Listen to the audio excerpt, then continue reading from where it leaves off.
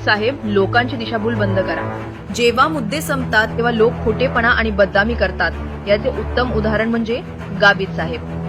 गावित साहेबांच्या मुलीला आदिवासी समाजाने लोकसभेला नाकारले, तसेच विधानसभेलाही नाकारले.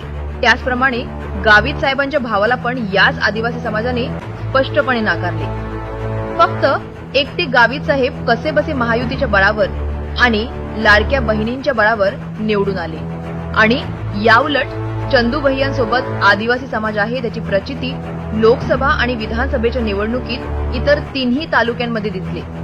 आणि त्यामुळे गावित साहेबांना खरी मळमळ सुरू झाली आहे. आणि म्हणूनच आता त्यांनी चंदू भैयांना आदिवासी विरोधी दाखवण्याचा केविलवाणा प्रयत्न विविध माध्यमांनी षडयंत्र करून सुरू केला आहे. खरं तर काही गोष्टी उत्तर देण्याच्या सुद्धा लायकीचे नसतात. आता एका व्हिडिओत त्यांनी सांगितलं म्हणे चंदू भैया आणि आमशा दादा पाडवी आदिवासी गौरव दिनाच्या आदल्या दिवशीच का बिरसा मुंडा यांच्या पुतळ्याला वंदन केले.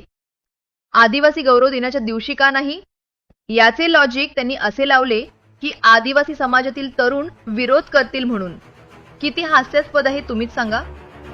तर गावित साहेब, आम्ही वर्षातले 305 दिवस बिरसा मुंडांना वंदन करू यासाठी तुमची परवानगी घेण्याची गरज नाही. दुसरी गोष्ट, भैयासाहेब, जेव्हापासून आदिवासी गौरव दिवसाचा कार्यक्रम सुरू झाले तेव्हापासून त्यात सहभागी होत आहेत. लोणखेडा, शहादा, तरोदा, अक्कलकुवा आणि 9 ऑगस्ट दिवशी नंदुरबार येथील विविध संघटनांच्या कार्यक्रमात चंदू भैया आणि आमशादादा दिसले.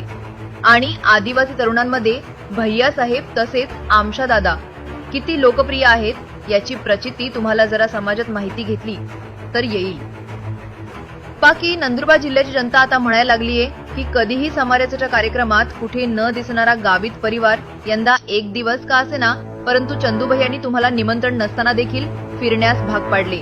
आणि या उलट विविध संघटनांनी स्वतःहून भैया साहेबांना प्रेमाने आणि आपुलकीने आमंत्रित केले.